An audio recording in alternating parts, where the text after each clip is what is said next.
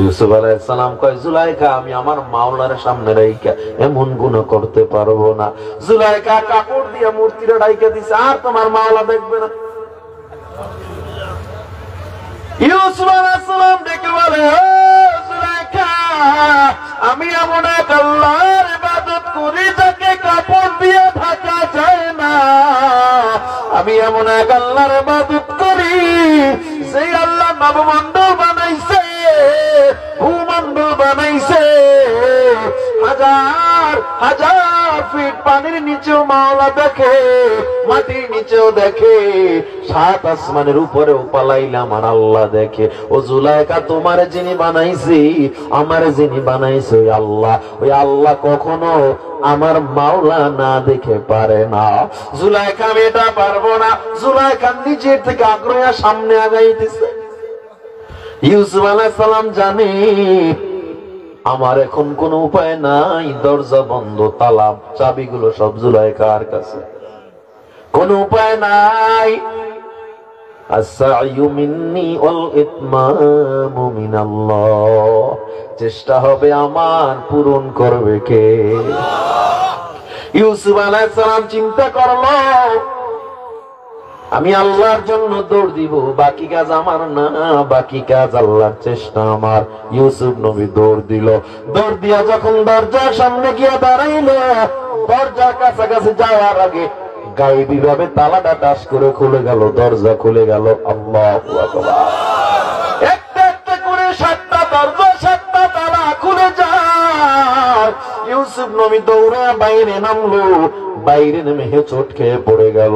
পিছনে জুলাইখা চলে আসলো, সামনে দাঁড়ায় দেখে জুলাইখার স্বামী মিশরের বাদশা আজিজে মিশর দলবল নিয়ে সামনে দাঁড়ায় রয়েছে। জুলাইখা এবার চিন্তা করলো, এখানে দোষী হওয়া যাবে না। বুদ্ধি করে বলল, ও স্বামী আমার, যাকে এত মোহাব্বত করলাম, যাকে আমরা গোলামের কাতারে লালন পালন করি নাই, কামরা দিলাম আলাদা, খাবার দিলাম আলাদা, সে আজকে আমার ইজ্জতের উপরে আক্রমণ করেছে। ও স্বামী আমার, নাউজুবিল্লাহ। ইউসুফ আলাইহিস সালাম জানে এখানে আমার কেউ নাই, আমি যদি নির্দোষ বলি কোনো সাক্ষী নাই, কে আমার পক্ষে সাক্ষী দিবে? সবাই আমার বিরোধী হয়ে যাবে। কিন্তু আল্লাহকে আমার উপরে ভরসা কর, তুই তো আমার উপরে ভরসা করছো, তোর জন্য আমি আল্লাহই যথেষ্ট। জিবরিল আমিন কানে কানে কয়, ইউসুফ তুমি বলো তুমি নির্দোষ, তোমার কাছে সাক্ষীও আছে।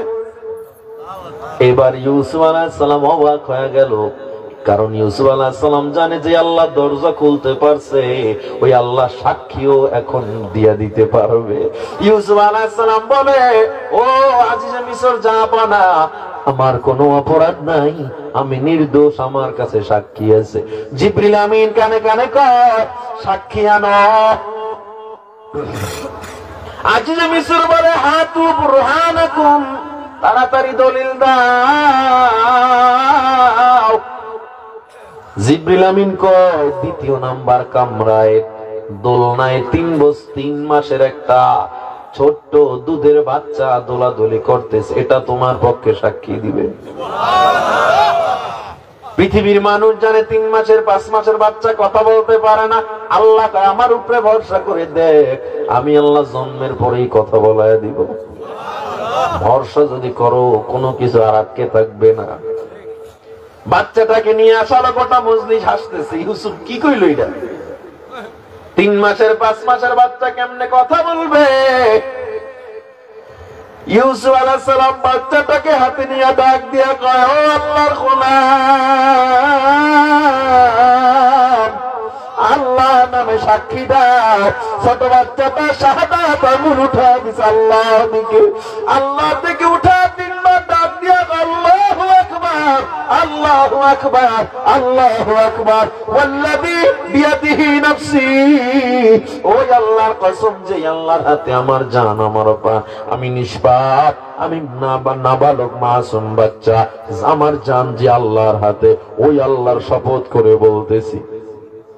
ইউসুফের জুব্বা যদি সামনে থেকে ছেঁড়া হয় তাহলে ইউসুফ দোষী, কারণ ইউসুফ আক্রমণ করেছে, জুলাইখা সরাইয়া দিতে চাইছে। দস্তাদস্তিতে জুব্বা ছিঁড়ে গেছে। আর ইউসুফের জুব্বা যদি পেছন থেকে ছেঁড়া হয়, ইউসুফ দৌড়াইছে জুলাইখা পাওয়ার জন্য, আক্রমণ করেছে। আজিজ মিসর দৌড়ায় গিয়ে ইউসুফকে গিয়ে দেখে জুব্বা পিছন থেকে ছিঁড়া, তার মানে জুলাইখা তারে দাওয়ানি দিছে অপকর্ম করার জন্য। ইউসুফের দোষ নাই, ইউসুফ এখানে নির্দোষ। ইউসুফ আলাইহিস সালাম ভরসা করছে কার উপরে? সমাধান দিছে কে? ইউসুফের মুক্তি হয়ে গেছে নাকি? না, 14 বছরের জেল দিয়ে দিছে। কারণ রাজারা কখনো নিজেদের দোষ গায়ে নেয় না, প্রজাদের গায়ে উঠে নেয়। দেশের টাকা লুটপাট করলেন পিরা মন্ত্রীরা, দেশের টাকা, রাস্তার টাকা, জনগণের টাকা মারলো তারা, আর জেলখানায় পচে পচে মরলো ওলামায়ে কেরাম। ঠিক কিনা জোরে বলেন? ও মুসলমানের দল, এই নিয়ম তো শুধু আজকেই শুরু হয় নাই, সেই ইউসুফ নবী থেকে আরো আগ থেকে এমন ব্যবহার চলতেছে। এই জন্য আমরা ভয় পাই না। আমার জীবন থাক আর যাক, আমরা বুকে একটা বুলেটের জায়গা রাইখাই ময়দানে নেমে গেছি। ঠিক কিনা জোরে কর? যত বাধা আসুক, আমার উপরে যত গুলি আসুক, আমার নবীর ইজ্জত রক্ষার জন্য, ইসলামের মান শান রক্ষার জন্য, আল্লাহ তাওহীদ রক্ষার জন্য জীবন যদি দেওয়া লাগে জীবন দিব, রক্ত যদি দেওয়া লাগে রক্ত দিব। বাংলায় কোন মুরতাদ তাগুত নাস্তিকদেরকে থাকতে দেওয়া হবে না।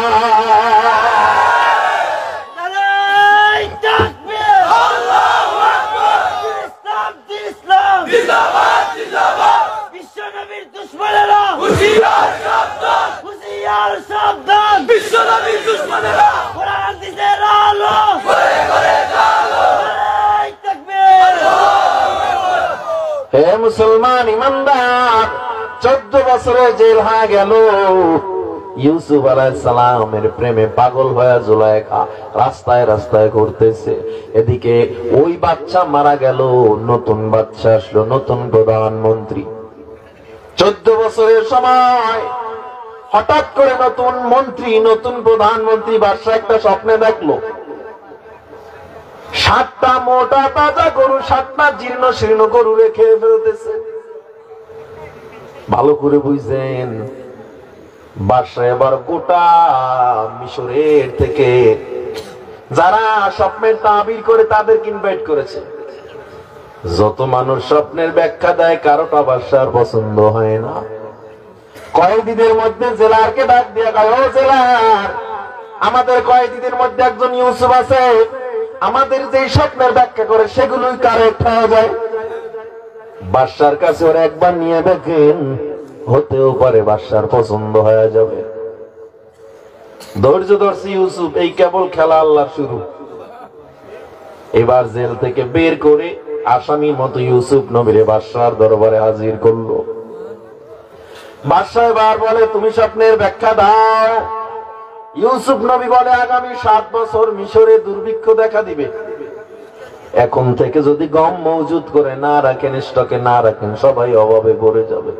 বাচ্চার এবার মনোভূত হয়ে গেল স্বপ্নের ব্যাখ্যাটা। হ্যাঁ, এটাই সবচেয়ে বেশি বাস্তব মনে হয়, কারণ আমি দেশ চালাই, আমার এই কোষাঘরের সব খবর আমার কাছে আছে, এটাই আমার মনে হয় সঠিক ব্যাখ্যা।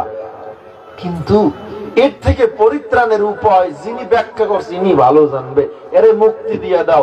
মুক্তি দিয়া বাদশা তার উপদেষ্টায় নিয়ে গেল। সুবহানাল্লাহ বলবেন না? প্রধানমন্ত্রীর উপদেষ্টা এখন ইউসুফ। উপদেষ্টা বুঝেননি? ওই যে সালমান এফ রহমান উপদেষ্টা হইলো, দাড়ি কামাইলো, হে উপদেষ্টা ছিল এইরকম, এই সিস্টেমে উপদেষ্টা হইল পয়গম্বর ইউসুফ। উপদেষ্টা পরিষদে বসে এত সুন্দর সুন্দর উপদেশ দেয়, উপদেশগুলো বড় পছন্দ হইল বাদশাহ। বাদশাহ চিন্তা করে খাবার দাবার এই মওজুদের ব্যাপারে ইউসুফের জ্ঞান এত ভালো, ওরে সরকারি দায়িত্বে আনতে হবে। ইউসুফ আলাইহিস সালামকে ঘোষণা দিয়া খাদ্যমন্ত্রী বানায়া দিল। খাদ্যমন্ত্রী বানানোর পর ইউসুফ আলাইহিস সালাম তার কর্মক্ষেত্র যখন কর্মযজ্ঞ চালালো, দায়িত্ব পাইছে খাদ্যমন্ত্রীর, কিন্তু এত সুন্দর করে সব সিস্টেম করতেছে। বাদশা তাকায় দেখে আমার চেয়েও বেশি জ্ঞানী ইউসুফ, এই দেশ আমার চালানো সম্ভব না। ইউসুফ রে হাত ধইরা তার জায়গায় বসাইয়া কয়, ইউসুফ আজকের থেকে মিশরের প্রধানমন্ত্রী তুমি।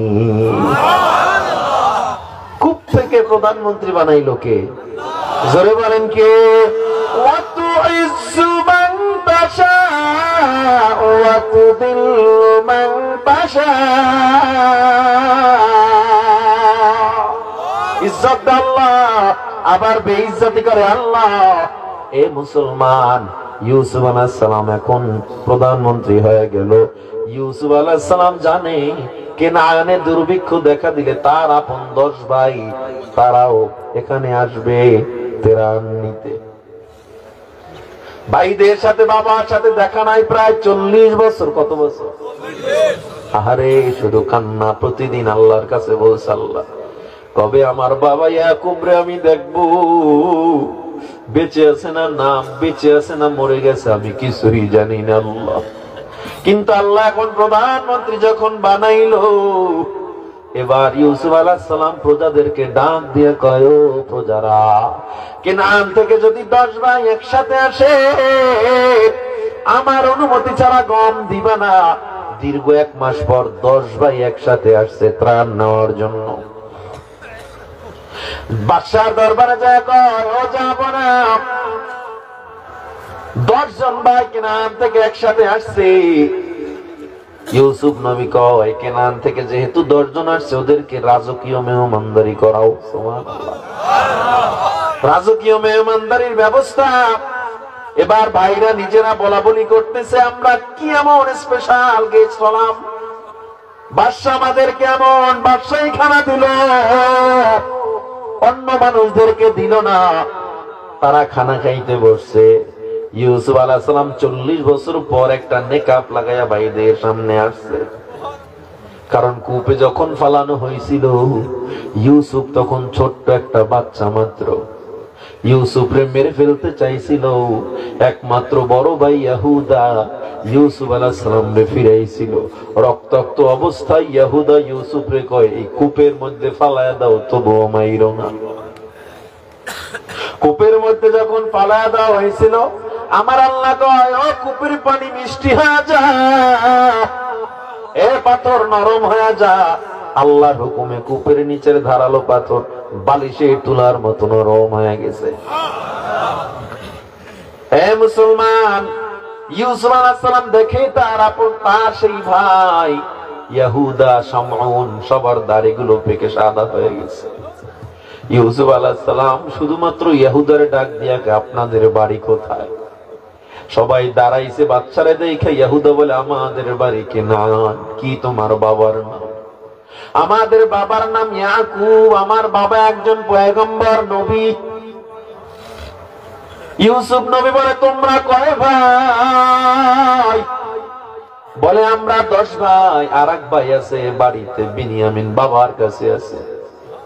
ইউসুফ আলাইহিস সালাম মাররাতান আরেকবার জিজ্ঞাসা করে, আবার বলো তোমরা কয় ভাই? ইহুদা ডাক দিয়া কয়, আমরা 12 ভাই, এক ভাই ছিল তারে বাঘে খেয়ে ফেলছে। ইউসুফ আলাইহিস সালাম সামনে দাঁড়ানো। ইউসুফ নবী কয়, বাঘে খাইছে? বলে, হ্যাঁ। তাইলে তোমার বাবা এখন কেমন আছে আমার একটু বলো। ইহুদা চোখের পানি ছেড়ে কাঁদে আর কয়, ও বাচ্চা, যেদিন ইউসুফরে বাবা হারাইছে সেদিন থেকে বাবা কান্না শুরু করছে। আজ 40 বছর পর্যন্ত বাবা কাঁদতে কাঁদতে চোখ দুইটা অন্ধ হয়ে গেছে। এখনো বাবা ওই পথের পানে তাকানো, কবে ইউসুফ আসবে, কবে তার ইউসুফরে সে বুকে জড়ায়। ইউসুফ আলাইহিস সালাম আর ধৈর্য ধরতে পারলো না, দৌড়াইয়া তার পার্সোনাল কামরার মধ্যে চলে গেল। বালিশের সাথে মাথাটা লাগায়া আল্লাহর ডাক দিয়া, আল্লাহ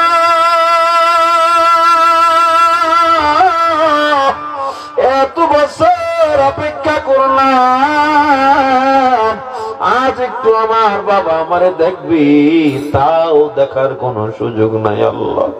আমার বাবার চোখ দুইটা অন্ধ হয়ে গেছে আল্লাহ। ইউসুফ আলাইহিস সালাম আল্লাহর সাথে কান্নাকাটি করে আবার ভাইদের সামনে চলে গেল, গিয়া বলে তোমার যার এক ভাই আছে বিনিয়ামিন, আগামীবার যখন গম নিতে আসবে বিনিয়ামিন রে না নিয়ে আসলে আমি গম দিব না, যাও যাও। কারণ আপন ভাইরে একটু দেখতে মনে চায়। ছোট্টবেলায় একসাথে দুইজনে কত খেলাধুলা করেছি, আজ না জানি বিনিয়ামিন কত বড় হয়ে গেছে। দ্বিতীয়বার 3 মাস পর ত্রাণ নিয়ে যখন আবার রওনা দিল, ত্রাণ নেওয়ার জন্য বাবার থেকে বিনিয়ামিনকে আনলো। বাবা দিতে চায় নাই, পুত্রবধূরা বলে বাবা না দিলে আমরা না খেয়ে মারা যাব, বিনিয়ামিনকে দিয়ে দেন। ইউসুফ আলাইহিস সালামের বাবা ইয়াকুব বলে আমি এক ইউসুফ রে হারাইছি, আমার বিনিয়ামিন রে তোরা আবার বাঘের মুখে দিয়ে দিস না। বিনিয়ামিনকে নিয়ে রওনা হয়। আবার মিশরের রাজ্য সবাই ঢুকে গেল। ওই রাজ্যে ঢুকার পর আবার প্রজারা সবাই রাজকীয় মেহমানদারির ব্যবস্থা করলো।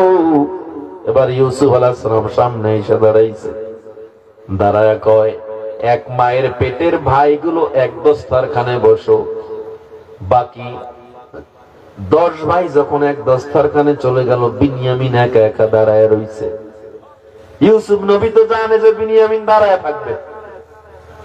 10 ভাই যখন এক দস্তারখানের কিনারায় চলে গেল, ইউসুফ নবী বলে বিনিয়ামিন তুমি কেন দাও না? বিনিয়ামিন কয় আমার একমাত্র আপন ভাই, তাকে নাকি বাঘে খেয়ে ফেলছে, আমার আর ভাই নেই। আমার একটা ভাই ছিল, আর আপন বলতে আমার ভাই কেউ নেই। ইউসুফ আলাইহিস সালাম ডেকে বলে বিনিয়ামিন তুমি যদি চাও আমারে বড় ভাই মনে করে আমার সাথে তুমি খানা খাইতে বসতে পারো। এবার প্রজারা তাকে পার্সোনাল কামরায় নিয়ে গেল, কারণ বাদশার খানা সবার সামনে হয় না। ভিতরে গিয়ে যখন দস্তারখানায় বসে পড়ল, বিনিয়ামিন খানা খায় না, ভয় প্রধানমন্ত্রীর সামনে কেমনে খানা খাইবে, এক প্লেটে কেমনে খাইবে।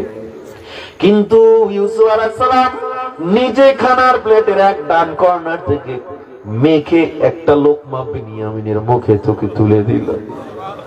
বিনিয়ামিন অবাক চোখে তাকায় রইল, ও বাচ্চা আপনি আমার এত মোহাব্বত কেন করতেছেন? ইউসুফ আলাইহিস সালাম বলে মনে করো বড় ভাই মনে করে আমি তোমারে খাওয়াইতেছি। বিনিয়ামিনের মুখে যখন খানা তুলে দিল, ইউসুফ আলাইহিস সালাম বারবার বিনিয়ামিনের দিকে তাকায়। বিনিয়ামিন লোকমা দেয়, আবার ইউসুফের দিকে তাকায়, বারবার তাকায়। হঠাৎ করে বিনিয়ামিন ডেকে বলে ও বাদশা আমারে যদি একটু অনুমতি দেন আমি একটু কথা বলবো। বলে বলো।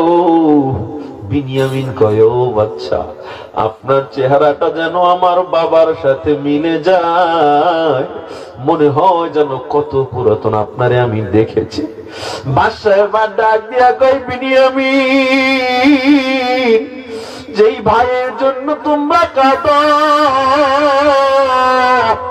বাবা যেই ভাইয়ের জন্য সন্তানের জন্য কাঁদে, আজকে যদি শুনতে পারো সে বেঁচে আছে তুমি কি করবা? বিনিয়ামিন খানা না খায়া দাঁড়ায় গেছি। কয় ও বাদশা আপনি যদি একবার বলেন সে বেঁচে আছে আমি তারে নিয়ে বাবার কাছে যাব, কারণ আমার বাবাটা পাগলের মতো হয়ে গেছি একবার আমার ভাইটারে দেখার জন্য। কারণ ইউসুফ এত ভালো ছিল, গোটা কেনানের মধ্যে তার মতো এত ভদ্র সন্তান কেউ ছিল না, সুন্দর কেউ ছিল না। ইউসুফ আলাইহিস সালাম বিনিয়ামিনের দিকে তাকায়,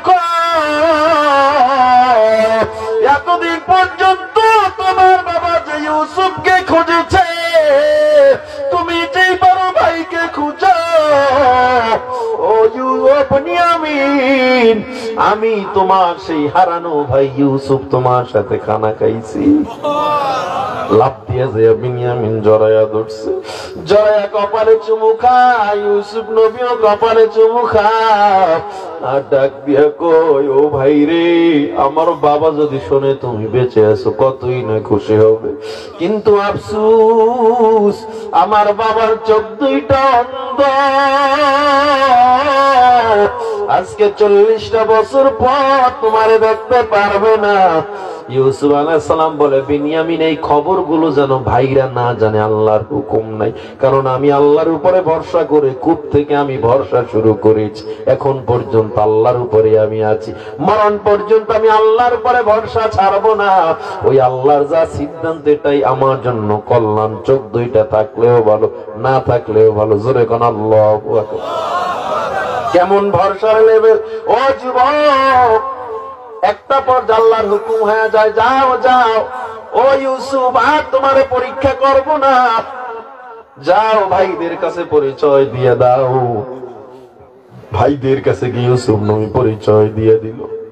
ইউসুফ নবী যায় কয়, ও ভাই রে, দেখো আমার চেহারাটা তোমরা চিনতে পারো কিনা। শামউন, ইহুদা, লাবিদ দাঁড়া কয়, হ্যাঁ আমাদের চেহারাটা একটু পরিচিত মনে হয়, তবে ও বাচ্চা, আমরা বেয়াদবি করতে চাই না কারো সাথে মিলাইয়া। ইউসুফ আলাইহিস সালাম বলে, যেই ভাইকে তোমরা কূপে ফালাইছো, হত্যা করার জন্য চেষ্টা করেছো, আল্লাহ তোমাদের সেই ভাইকে আজকে কূপ থেকে প্রধানমন্ত্রীর আসনে বসাইয়া দিছে। লাফ দিয়া সব ভাইগুলো জড়ায়া ধরছে, একেবারে হাঁটু গিরে বসে সিজদার মতো চলে গেছে।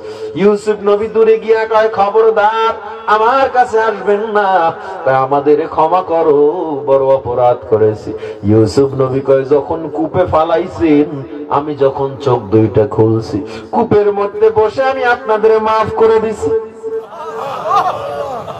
নবীদের চরিত্র প্রতিশোধ পরায়ণ হতে পারে না, নবীদের চরিত্র কখনো প্রতিশোধ পরায়ণ হয় না।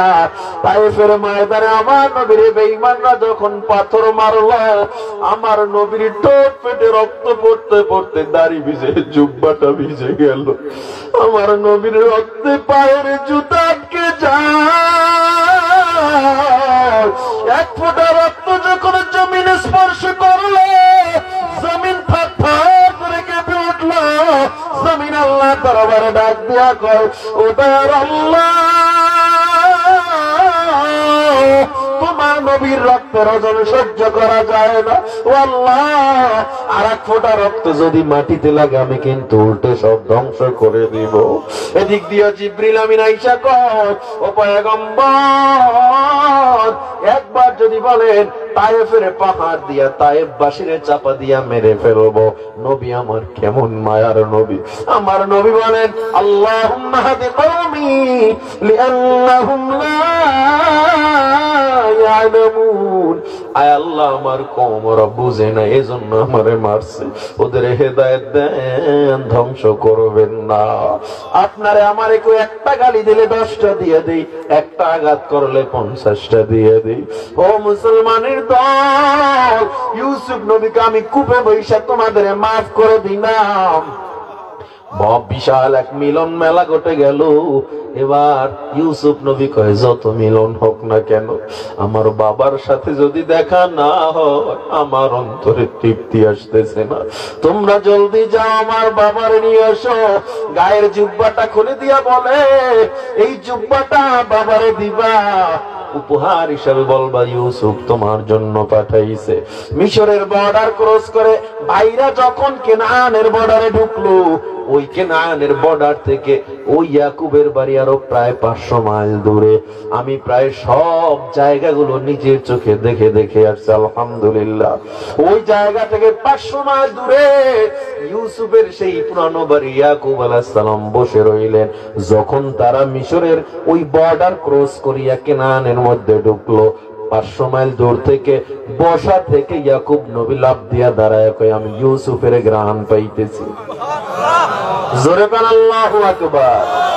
के पुरसीदा जागम करदा फरजंद के आए रोशन गुहर पीरे खिरदमंद जिमशे रशबू ये पीरा हाशनी दी चिरा दर्दी दहे तारम नयाई बगुत अहवाल मा बरके जहानास दमे पैदा वदे गर्दम निहानास गहे बरपा रे आला नशीनम गहे बर पुष्ट पाए खुद नबीनम अगर दरवेश बरा हाले बमंदे अगर दरवेश बरा हाले बमंदे अगर दरवेश बरा हाले बमंदे सजो दस्त अज दुआ नंबर फशंदे এলাকার মানুষ কয় ও পয়গম্বর ইয়াকুব আপনি কি বলতেছেন 40 বছর আগে যারে বাগে খাইছে তার ঘ্রাণ কেমনে পাইতেছেন ইয়াকুব নবী কয় না না আমি ঘ্রাণ পাইতেছি এক মাস পথ পাড়ি দিয়া বাইরে যখন বাড়ি আঙিনায় ঢুকে পড়ল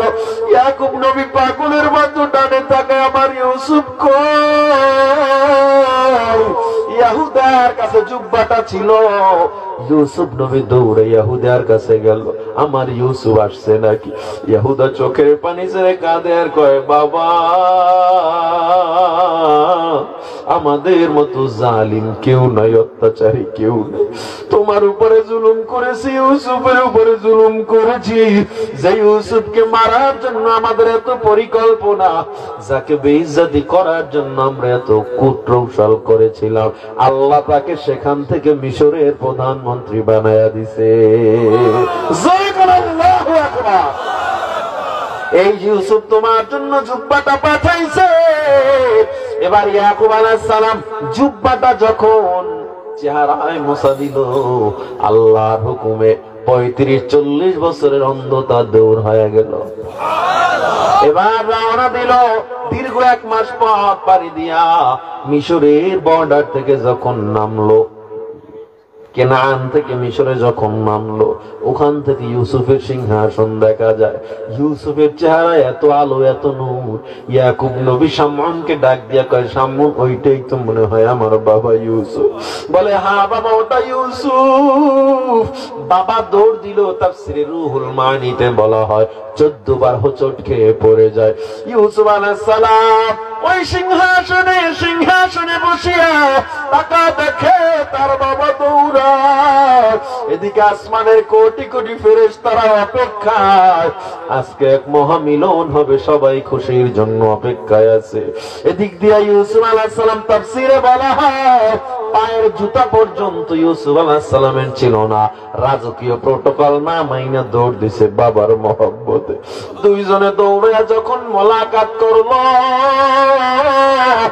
আমার আল্লাহ ডাক দিয়া কয় ফেরেশতারা তাকাবে আজকে তার বাবা ইউসুফের বাবা ইউসুফের পায়ে যতটা না খুশি হইল ইউসুফ তার বাবার পায়ে যতটা না খুশি হইল আমার গুনাহগার বান্দাগুলো গুনার ভিতরে ডুবে থাকার পর হঠাৎ করে যখন বান্দা আমার কাছে তওবার জন্য এসে দাঁড়ায়া যায় আর ডাক দিয়া কয় আল্লাহ অনেক গুনাহ করছি আর করব না আল্লাহ নামাজ আর ছাড়ব না তোমার উপরেই ভরসা করি আল্লাহ আমি আল্লাহ তখন ইউসুফ আর ইয়াকুবের চেয়ে কয়েক কোটি গুণ বেশি খুশি হয়ে যায় ও বিশ্বনাথের মুসলমান এই জন্য আল্লাহর উপরে ভরসা করো দুনিয়ার মানুষ খাওয়াতে পারে না দুনিয়ার মানুষ তোমারে কখনো ইজ্জত দিতে পারবে না দুনিয়ার মানুষের কাছে চাওয়ার দরকার নাই গোলামি করার দরকার নাই নামাজটারে ঠিক মতো পড়ো দাড়িটারে আর কাটবা না অন্যায় করবা না আর হারাম খাবা না বেপরদায় চলবা না আর আড্ডা মদ জুয়ার মধ্যে যাইব না কে কে রাজি আছো এই গভীর রাতে আল্লাহরে হাত দুইটা দেখায়া দাও নারে তাকবীর আর সোজা করেন ও দয়ার আল্লাহ এই ময়দানের দিকে তাকা দেখেন আপনি তো এখন প্রথম আসমানে আইসা বান্দারে ডাকেন দোয়া কবুলের জন্য আল্লাহ একটা হাতকে আপনি খালি ফেরত দিয়েন না আল্লাহ আল্লাহ আমাদের হাতগুলো কবুল করে নেন আল্লাহ মরণ পর্যন্ত ঈমানের সাথে আপনার উপরে তাওয়াক্কুল করে চলার তৌফিক দান করেন আমিন আর জোরে পড়েন আমিন